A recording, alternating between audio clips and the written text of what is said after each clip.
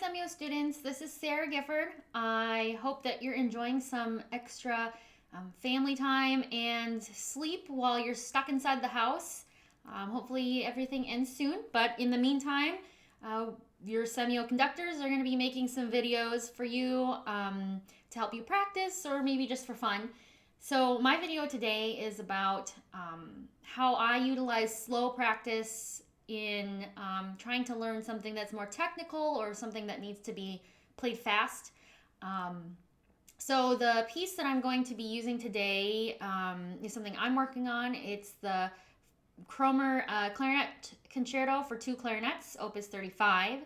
And the measure I'm going to work on is 1 measure before C, or measure 58, and I'll provide that along with the video just so you know what I'm doing. So the first thing you need to do, of course, is to make sure you know your key signature, you know how to play the rhythms, and also if you have any fingerings you need to write in or any special technique notes, do that before you start trying to practice and learning the notes so that you can play it consistently. You want to play it the same, using the same fingerings every time. That would be maybe more applicable to string players. But my passage has some 16th notes in it and some slurs that I can see are difficult on my instrument. So I'm going to always start really, really slow, slower than a snail, so that you can play all the notes correctly, play the rhythm correctly without stopping. I'm playing a 1 measure chunk right now, so I'm going to demonstrate how I might play this maybe the first time that I'm looking at it. My metronome is on quarter note equals 50, and I'm playing with the clicks on 8th notes.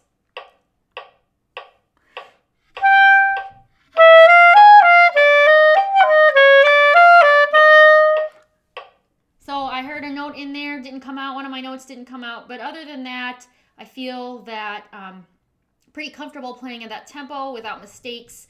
So what I would do then is to make sure that that's a good tempo for me. I'm going to play it maybe 2 more times, and if I can play it correctly, then I'm ready to move on to the next tempo. So play a couple more times.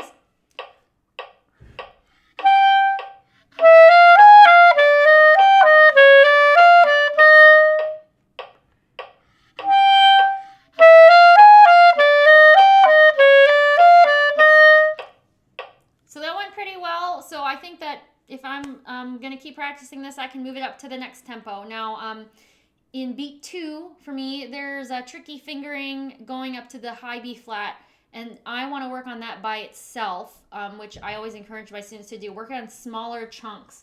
So I'm actually going to slow it down a little bit just for that particular spot, and I'm going to try and make sure that my fingers sound clean because it's a little, it's sounding sloppy to me. So this is quarter note equals 40.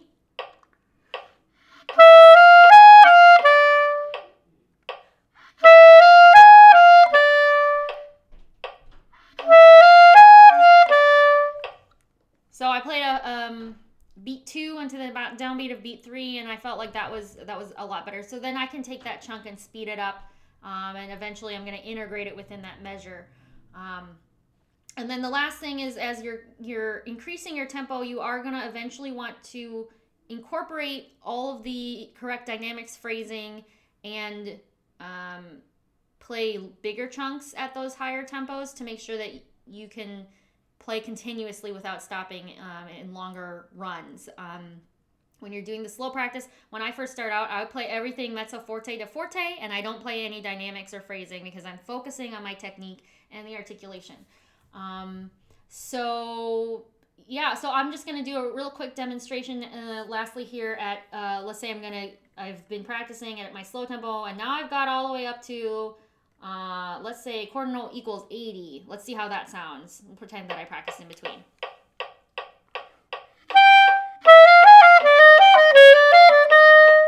Play it a couple more times.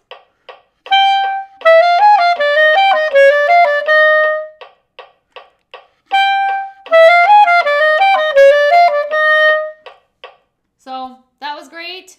If at that point I was not doing well, I would need to crank it back or stay at that tempo, stay where you need to, as long as you need to play it right. Anyway, that's all I've got for today. I hope I get to see you all soon. because we all miss Samuel. And have a great weekend. Thanks. Bye.